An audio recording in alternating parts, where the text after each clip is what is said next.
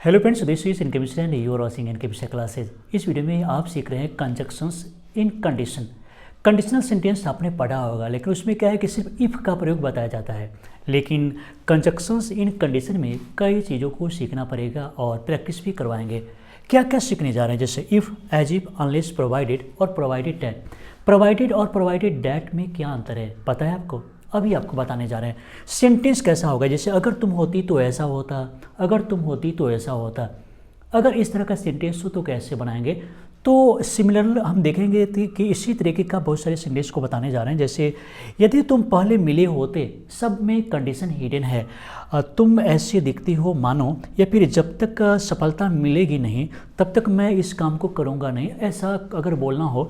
या फिर अंग्रेजी सीख सकते हो बशर्ते कि, अब इसमें भी कंडीशन है कि तुम अंग्रेजी सीख सकते हो बशर्ते कि तुम्हें कड़ी मेहनत करना पड़ेगा। तो इस तरीके का जो भी सेंटेंस आप देखेंगे सभी में कंडीशन छिपा हुआ है। प्रैक्टिस करना जरूरी है। स्पोकन इंग्लिश हो या फिर रिटन, इन सभी में कंडीशनल सेंटेंस को पढ़ना जरूरी है और खासकर इन सभी कंडीशन को समझना जरूरी है। तो चलिए एक एक करके देख लेते हैं, लेकिन इस वीडियो के अंत में हम आपसे क्वेश्चन भी करेंगे। पता है आपको? क्वेश्चन करेंगे, आपको उसका जवाब देना होगा। हम चेक करके बताएंगे कि आपका आंसर कितना सही है। तो इस वीडियो को अंत तक देखिए। चलिए शुरू करते हैं। सभी कंजक्शंस पर हम आपको दो दो सेंटेंस बताने जा रहे हैं और तोड़ तोड़ करके समझाएंगे ताकि अभी आपको समझ में आ जाए। सबसे पहला क्या है कि अगर तुम मुझे पहले बोले होते तो मैं तुम्हारे यहाँ ज़रूर आता, लेकिन आपने बोलने में लेट कर दिया। हम ज़रूर आते, पहले बोले होते तो आप इसमें भी आपको याद रखना पड़ेगा कि जो काम पहले हो गया होता उसमें आप हैड प्लस V3 का प्रयोग करेंगे, और जो एक्शन बाद में हुआ होता उसमें वुड हैव प्लस V3 का प्रयोग करेंगे। समझे कि नहीं? जो काम पहले हो गया होता उसमें हैड प्लस V3, और जो काम बाद में हो गया होता उसमें वुड हैव प्लस V3। समझिए पहले। तो अगर तुम मुझे पहले बोले होते तो हम इसके लिए क्या करेंगे? हम लिखेंगे if you had told me, और पहले के लिए अर्लियर। अगर तुम मुझे पहले बोले होते का मतलब है कि आप टेंस को भी पढ़े होंगे। जैसे पास्ट परफेक्ट टेंस में पढ़े होंगे कि जो काम पहले हो जाता है तो उसमें हैड प्लस V3। तो इसी प्रकार हम इसमें भी देखेंगे कि if you had told me earlier, मैं तुम्हारे यहाँ ज़रूर आता। तो हम क्या करेंगे? तो हम लिखेंगे आई वुड, और इसमें फिर हैव का प्रयोग करेंगे। वुड हैव और प्लस वर्ब 3। तो I would have come to you miss होता है आपके यहाँ, और ज़रूर के लिए सर्टेनली लिखते हैं। सर्टेनली, अगर आप मेरे यहाँ आए होते, यानी अगर आप मुझे पहले बोले होते तो मैं आपके यहाँ ज़रूर आया होता। ये क्लियर है। तो आपने यहाँ पर क्या सीखा कि जो काम पहले हो जाएगा उसमें हैड प्लस V3 का प्रयोग करेंगे। मतलब हो जाने का मतलब क्या? इसमें तो काम होता ही नहीं है, एक्शन होता ही नहीं है, बस चर्चा की जाती है कि अगर आप मुझे पहले बोले होते तो ऐसा होता, हम आपके यहाँ ज़रूर आते।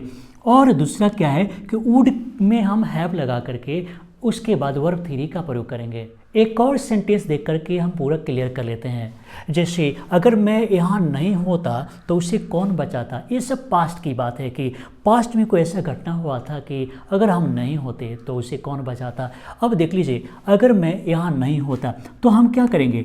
हम लिखेंगे if I had not been here. If I had not been here, हम चर्चा कर रहे हैं किसी घटना के बाद, हम लोग चर्चा कर रहे हैं कि अगर हम यहाँ नहीं होते तो फिर उसे कौन बचाता। तो if I had not been here, अब उसे कौन बचाता? तो हम क्या करेंगे? हु से शुरू करेंगे। Who would have saved him, उसे कौन बचाता? Who would have saved him. अब इसमें भी क्या है कि अगर हम यहाँ नहीं होते, मैं था और इसीलिए उसे बचाया। तो सबसे पहला काम क्या होता है? किसी का होना, और उसके बाद उसे बचाना। तो जो काम पहले हुआ है उसमें हैड प्लस V3, और जो काम बाद में हुआ उसमें वुड हैव प्लस वर्ब 3। अब यहाँ पर देखेंगे कंडीशनल सेंटेंस में एज इफ़ का प्रयोग। अब इसमें एज इफ़ में दो तरह की बात है, एक तो रियल घटना होगा और एक अनरियल। रियल में क्या होगा, अनरियल में क्या। अगर रियल घटना हुआ तो उसमें प्रेजेंट वर्ब ही देंगे, जो भी वर्ब होगा सब प्रेजेंट में होगा। लेकिन कैसे होता है हम देख लेते हैं। ऐसा लगता है कि मानो यहाँ से बाहर जाने का कोई रास्ता नहीं है, तो हम क्या करेंगे, ऐसा लगता है, इसके लिए आपको लिखना है it seems. It seems means होता है ऐसा लगता है। अगर आपको बोलना है कि मुझे ऐसा लगता है तो आप क्या बोलेंगे, आप बोलेंगे इट सिम्स टू मी, मुझे ऐसा लगता है। तो इट सिम्स ऐसा लगता है मानो, तो हम क्या करेंगे, हम लिखेंगे एज इफ। एज इफ ऐसा लगता है मानो क्या है, यहाँ से बाहर जाने का कोई रास्ता नहीं है, तो हम सिंपल तरीके से बोल सकते हैं कि there is no way to go out from here. लेकिन अगर और सिंपल तरीके से लिखना है तो हम क्या करेंगे, इट सीम्स एज इफ, हम लिखेंगे there is no way out. ये और सिंपल हो गया, जैसे it seems as if there is no way out.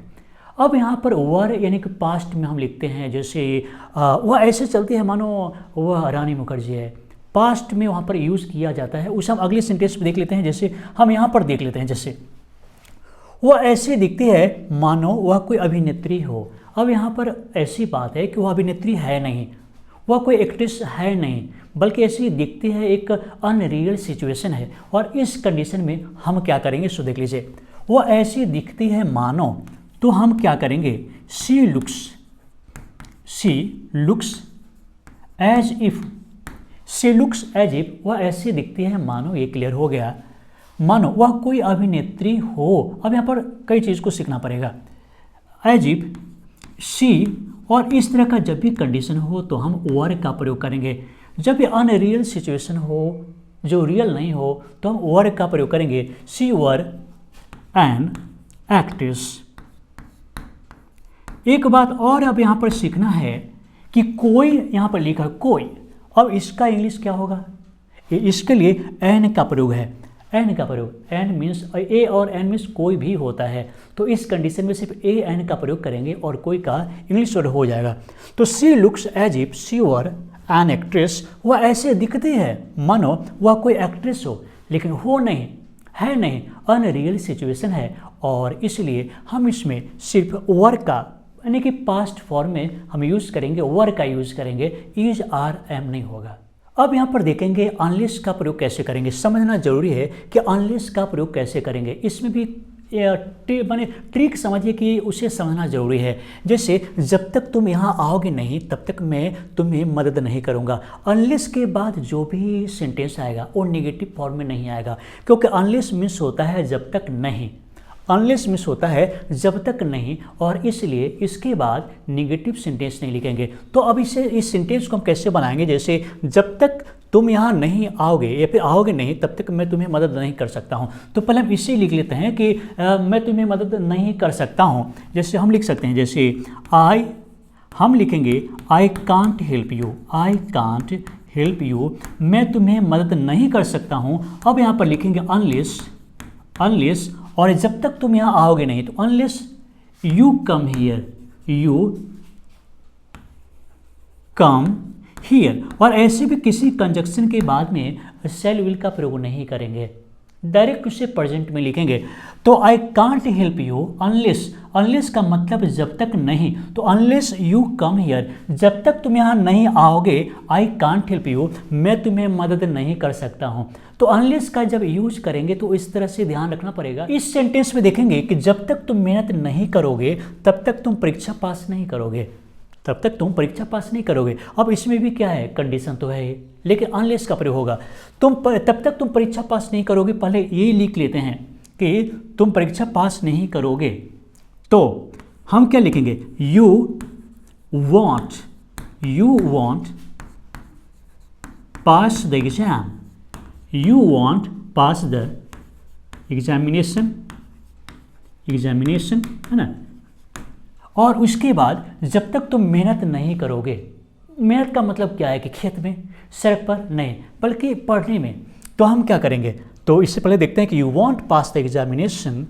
अब लिखेंगे unless you study hard, study hard, मतलब यहाँ पर हार्ड का मतलब है कि किसी काम को मन से करना, दिल से करना। तो जब तक तुम दिल से मेहनत नहीं करोगे तब तक तुम परीक्षा पास नहीं करोगे। तो जब तक और तब तक वाली बात जब भी हो तो आप उसमें क्या करेंगे, आप उसमें अनलेस का यूज़ करेंगे, और अनलेस मिस होता है जब तक नहीं। प्रोवाइडेड और प्रोवाइडेड डेट में क्या अंतर है, और सच पूछिए तो इसमें कोई अंतर नहीं है और दोनों में से कोई यूज़ कर सकते हैं, लेकिन प्रोवाइडेड डेट बोलना थोड़ा सा और अच्छा लगता है। तो प्रोवाइडेड डेट से हम लिख करके कैसे बनाते हैं, जैसे मैं आपको अंग्रेजी सिखा सकता हूँ बशर्ते कि आपको रोज़ अभ्यास करना होगा। तो पहले हम लिखते हैं कि मैं आपको अंग्रेजी सिखा सकता हूँ। तो सिखाना का क्या होगा, लर्न में सीखना होता है और सिखाना का टीच। तो मैं आपको अंग्रेजी सिखा सकता हूँ, यहाँ लिखेंगे I can teach you English. I can teach you English, मैं आपको अंग्रेजी सिखा सकता हूँ, बशर्ते कि क्या करना होगा, बशर्ते कि आपको रोज अभ्यास करना होगा। तो हम लिखेंगे प्रोवाइडेड दैट आपको रोज अभ्यास करना पड़ेगा। You will have to practise daily, या फिर मेक अ प्रैक्टिस भी लिख सकते हैं। You will have to make a practice daily, आपको रोज अभ्यास करना होगा। अब यहाँ पर क्या है कि प्रोवाइडेड डेट का मतलब सिर्फ बशर्ते की है, और सेंटेंस बनाने में किसी विशेष रूल का यूज नहीं करना है। अब यहाँ पर देखेंगे कि मैं तुम्हें माफ़ कर सकता हूँ बशर्ते कि तुम ऐसी गलती दोबारा ना करो। सिंपल है, प्रोवाइडेड डेट का यूज करेंगे। मैं तुम्हें माफ़ कर सकता हूँ, तो हम क्या करेंगे, आई कैन फॉरगिव यू, और बशर्ते की के लिए क्या करेंगे, प्रोवाइडेड डेट याद कर लेंगे। Provided that, I can forgive you provided that, तुम ऐसे गलती दोबारा ना करो। तो क्या करेंगे, provided that you don't make such a mistake